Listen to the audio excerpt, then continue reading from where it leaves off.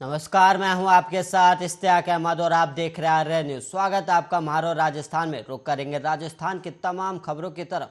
Corona की नई guideline में सरकार ने शहरों के स्कूल बंद किए और वहीं गांव में स्कूल खोले रखने के आदेश दिए गए। और इस पर शिक्षा मंत्री डॉक्टर बी.डी. कल्ला ने कहा है कि गांव में कोरोना संक्रमण का खतरा कम है, इसलिए वहां स्कूल बंद नहीं किए। और शहरों में भीड़ भाड़ से संक्रमण का खतरा ज्यादा है और अगर गांव में जहां संक्रमण फैलता है तो वहां स्कूल बंद किए जा सकते हैं। और वहीं मार्च में बोर्ड परीक्षा कराने के फैसले पर सफाई देते हुए उन्होंने कहा कि तैयारियां रखना जरूरी है। अगर संक्रमण की रफ्तार कम नहीं हुई तो परीक्षाएं टाली जा सकती हैं। और वहीं डॉक्टर कल्ला ने आगे कहा कि गांव में अभिभावक चाहें तो बच्चों को स्कूल ना भेजें और उन्हें ऑनलाइन क्लास का भी विकल्प दिया है। और शहरों में जितनी भीड़ है उतनी गांव में नहीं है और कोविड गांव में नहीं फैला है। और फिर भी हमारे निर्देश हैं कि कलेक्टर स्थानीय स्तर पर ज़रूरत के अनुसार गांव के स्कूल भी बंद कर सकते हैं। और कल्ला ने आगे कहा कि हमने स्थानीय अध्यापकों से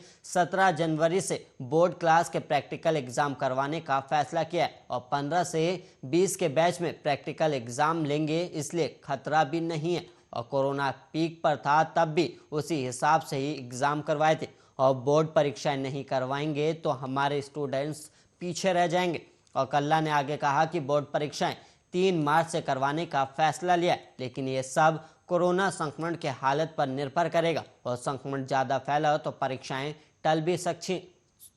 और शिक्षा मंत्री ने कहा कि हमने 3 मार्च से लेकर 26 मार्च तक बोर्ड परीक्षाओं का टाइम टेबल भी बनाया है और बोर्ड परीक्षाओं में मास्क, सोशल डिस्टेंसिंग से लेकर पूरे कोविड प्रोटोकॉल का ध्यान रखा जाएगा। और फिर भी बहुत ज़्यादा संक्रमण हुआ तो परिस्थिति के हिसाब से विचार कर लिया जाएगा, लेकिन एक बात तैयार रखना जरूरी है। और वहीं गौरतलब है कि विशेषज्ञ दावा कर रहे हैं कि अभी तीसरी लहर का पीक आना बाकी है।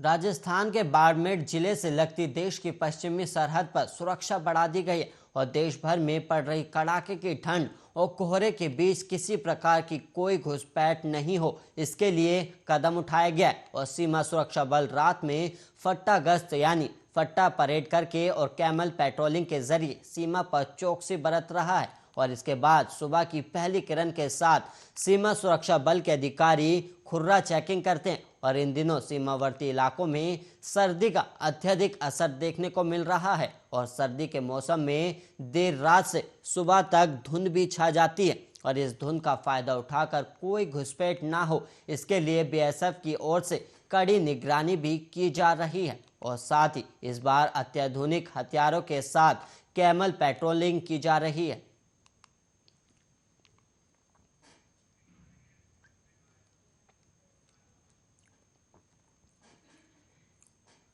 और वहीं राजस्थान में 2022 के बजट से अब की बात दिव्यांगजनों को सबसे ज़्यादा आस है कि इस साल का बजट उनके लिए कई मायनों में पिछले सालों के मुकाबले ज़्यादा होगा।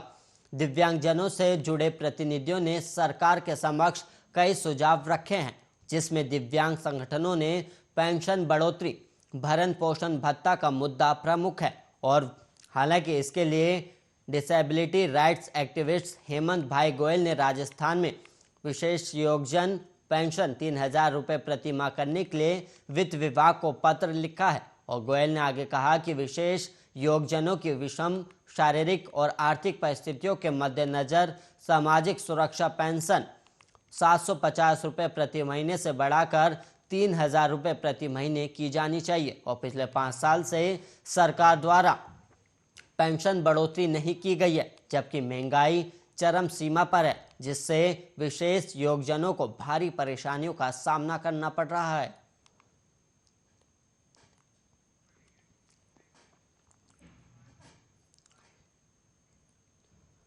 भारत त्योहारों का देश है और हर त्योहार का अपना अलग महत्व है। और इन्हीं त्योहारों में से एक त्योहार है मकर संक्रांति। और मकर संक्रांति के अवसर पर सूर्य मकर राशि में प्रवेश करता है और इस अवसर को देश के अलग अलग प्रांतों में अलग अलग त्योहार के रूप में मनाया जाता है।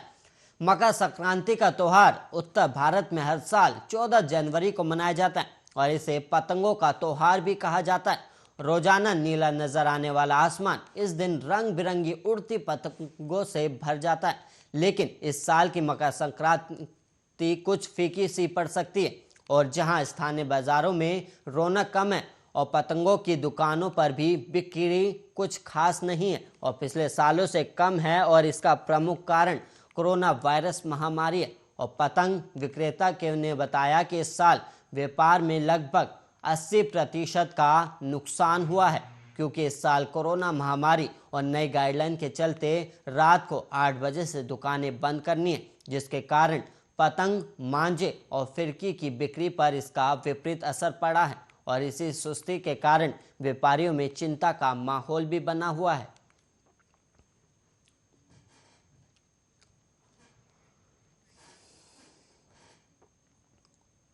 चिकित्सा मंत्री प्रसादी लाल मीणा ने मंगलवार को एसएमएस अस्पताल के आईडीएच में कोरोना से बचाव के लिए प्रिकॉशन डोज या बूस्टर डोज लगवाए और बूस्टर डोज लगवाने के बाद चिकित्सा मंत्री ने कहा कि वैक्सीनेशन के जरिए ही कोरोना जैसी महामारी को मात दी जा सकती है और वैक्सीनेशन के प्रति आमजन में जबरदस्त उत्साह देखने को भी मिल रहा है और राज्य में अब तक 93% से अधिक आबादी को कोविड की प्रथम डोज और इनमें से 76% डोज लोगों को दूसरी डोज लग चुकी है। और स्वास्थ्य मंत्री ने आगे कहा कि प्रदेश के 40% से अधिक 15 से 18 आयु वर्ग के किशोरियों को प्रथम डोज लग चुकी है। और उन्होंने आगे बताया कि प्रिकॉशन डोज के प्रति भी समूह में उत्साह है और उन्होंने बताया कि अब तक लगभग 1 लाख से ज़्यादा लोगों ने वैक्सीन की प्रिकॉशन डोज लगवाई है। और साथ ही डॉक्टरों की माने तो कहा जा रहा है कि अभी माइल्ड सिम्प्टोमेटिक पेशेंट आ रहे हैं जो जल्द ठीक भी हो रही है और अभी कोरोना हाईली ट्रांसमिसिबल और इन्फेक्टेबल है और डेल्टा की तुलना में 8 से 10 गुना ज़्यादा तेज़ी से फैल रहा है। हालांकि ये फेफड़ों को डैमेज नहीं कर रहा और इस वायरस से मुकाबले के लिए कोरोना प्रोटोकॉल की पालना करना जरूरी है।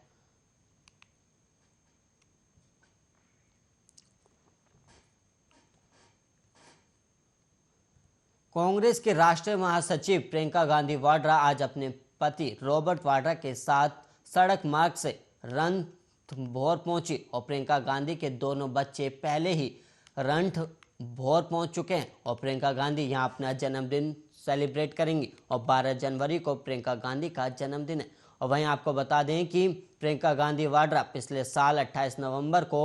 रणथंभौर भ्रमण पर आई थी और इस दौरान उन्होंने वन्य जीवों की 8 खेलियां भी देखी और साथ ही बाघों के दीदार भी किए। और आज एक बार फिर सड़क मार्ग से प्रियंका गांधी अपने पति रॉबर्ट वाड्रा के साथ रणथंभौर पहुंची हैं और प्रियंका गांधी के बच्चे सोमवार को ही रणथंभौर पहुंच चुके थे। और इसके अलावा आपको बता दें कि 12 जनवरी को प्रियंका गांधी का जन्मदिन है और वो अपना जन्मदिन परिवार के साथ रणथंभौर में मनाएंगी और प्रियंका गांधी शेर बाग होटल में रुकी हुई हैं और वो रणथंभौर भ्रमण कर वन्य जीवों की 8 खेलियां देखेंगी और प्रियंका गांधी रणथंभौर नेशनल पार्क भी देखेंगी।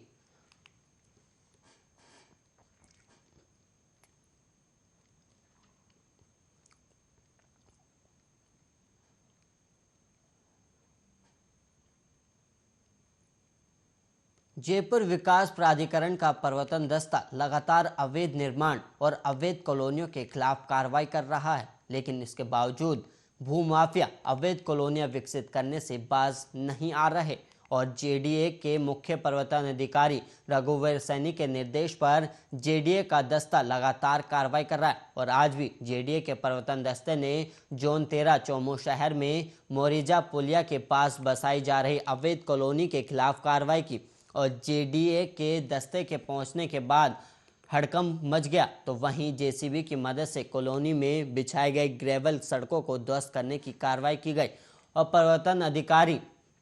गणेश सैनी ने बताया कि करीब 5 बीघा भूमि में बिना भूमि कन्वर्ट के ही अवैध रूप से कॉलोनी बसाई गई थी, जिसकी शिकायत पर आज कार्रवाई को अंजाम दिया है। और उन्होंने आगे कहा कि अवैध कॉलोनी बसाने वाले और अवैध निर्माण करने वालों के खिलाफ जेडीए की कार्रवाई लगातार जारी रहेगी और इससे पहले भी चौमू शहर में कई अवैध कॉलोनियों पर जेडीए का प्रवर्तन दस्ता कार्रवाई कर चुका है।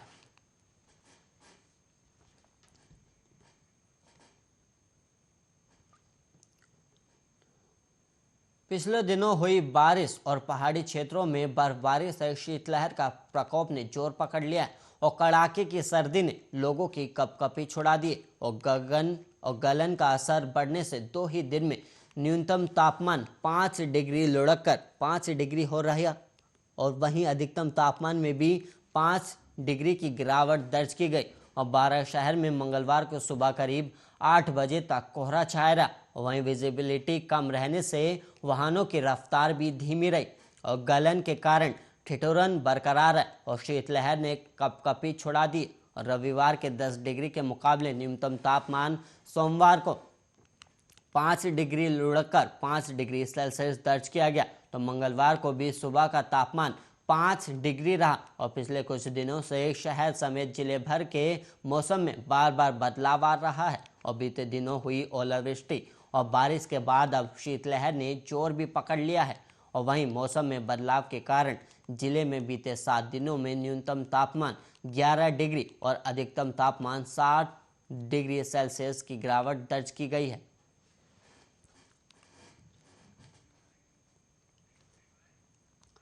जिले के बैजूपाड़ा क्षेत्र के झुंटा हेड़ा कला गांव में रविवार को कोविड गाइडलाइन का उल्लंघन कर किसान सम्मान समारोह आयोजित करना भारी पड़ गया और प्रशासन द्वारा महुआ पुलिस थाने में आयोजकों के खिलाफ महामारी अधिनियम के तहत एफआईआर दर्ज करवाई गई है और मंडावर एसडीएम अमित वर्मा के निर्देश पर बैजूपाड़ा तहसीलदार राकेश मीना द्वारा दी गई रिपोर्ट के अनुसार कोविड के मामले बढ़ रहे हैं और सरकार द्वारा गाइडलाइन जारी की हुई है और ऐसे में आयोजकों को पाबंद किया गया था और उसके बावजूद बिना अनुमति के समारोह आयोजित किया गया जिसमें कोरोना गाइडलाइन की पालना नहीं की गई और समारोह में बड़ी तादाद में भीड़ भी जुटाई गई और समारोह में हजारों की तादाद में मौजूद लोगों में से अधिकांश पर मास्क भी नहीं थे और न ही 2 गज की दूरी का पालन किया गया और इस संबंध में पुलिस ने सांता निवासी बनवारी लाल मीणा समेत कई अन्य के खिलाफ महामारी एक्ट से उल्लंघन की रिपोर्ट भी दर्ज की है। इसके अलावा आपको बता दें कि रविवार को आयोजित हुए किसान सम्मेलन में राष्ट्रीय किसान नेता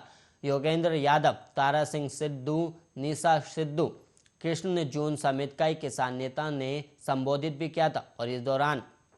आयोजित हुए दंगल में धार्मिक रचनाएं सुनने के लिए आसपास के गांव से बड़ी तादाद में लोगों की भीड़ भी जुटी थी जहां कोविड गाइडलाइन की धज्जियां उड़ाई गई थी और बैजूपाड़ा तहसीलदार राकेश मीना ने बताया कि किसान सम्मेलन के लिए अनुमति नहीं ली गई थी और आयोजकों को भीड़ नहीं जुटाने के लिए भी पाबंद किया गया था। इसके बावजूद बड़ी तादाद में लोग वहां पहुंचे।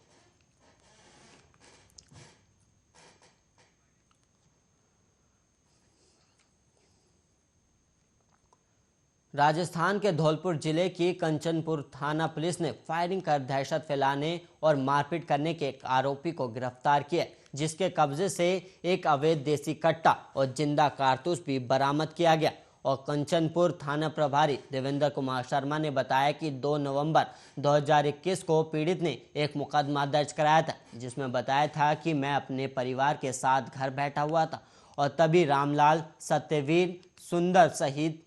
अन्य लोग अवैध हथियार लेकर आए जो मारने और पीटने की धमकी देने लगे और गाली गलौज करने लगे और जब इसका विरोध किया तो उन्होंने मेरे साथ मारपीट की और जब मेरा लड़का जितेंद्र बचाने आया तो फायरिंग कर दी जिससे मेरे लड़के जितेंद्र के पैर में गोली लगी और आरोपियों के कब्जे से अवैध देसी कट्टा और जिंदा कारतूस भी बरामद किया गया। और आपको बता दें कि 2 दिन पहले पीड़ित परिवार ने इस मामले में जयपुर पहुंचकर पुलिस महानिदेशक को ज्ञापन दिया था जिसके बाद थाना पुलिस हरकत में आई है और आरोपी को गिरफ्तार कर लिया है।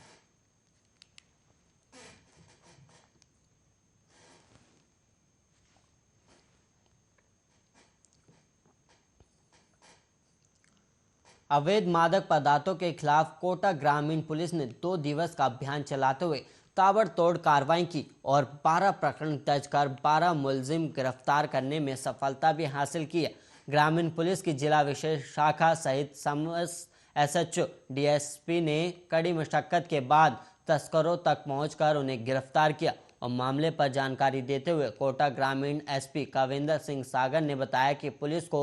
लंबे समय से सूचनाएं मिल रही थी कि कई इलाकों में कुछ बदमाश अवैध गांजा और स्मैक जैसे अवैध मादक पदार्थों की सप्लाई कर रहे हैं जिसके बाद जिला विशेष शाखा और समस्त एसएचओ की टीम बनाकर एक रणनीति बनाई गई और पहले सभी इलाकों से सूचनाएं इकट्ठा की गई, जिनके आधार पर कार्रवाई करते हुए कुल 12 मुकदमे दर्ज कर 12 तस्करों को गिरफ्तार किया गया है और पकड़े गए इन 12 आरोपियों के कब्जे से कुल 14 किलो गांजा, 1 ग्राम स्मैक बरामद की गई। और वहीं अब कोटा ग्रामीण पुलिस की निगाह इन मादक पदार्थों के मेन सोर्स पर टिकी हुई है।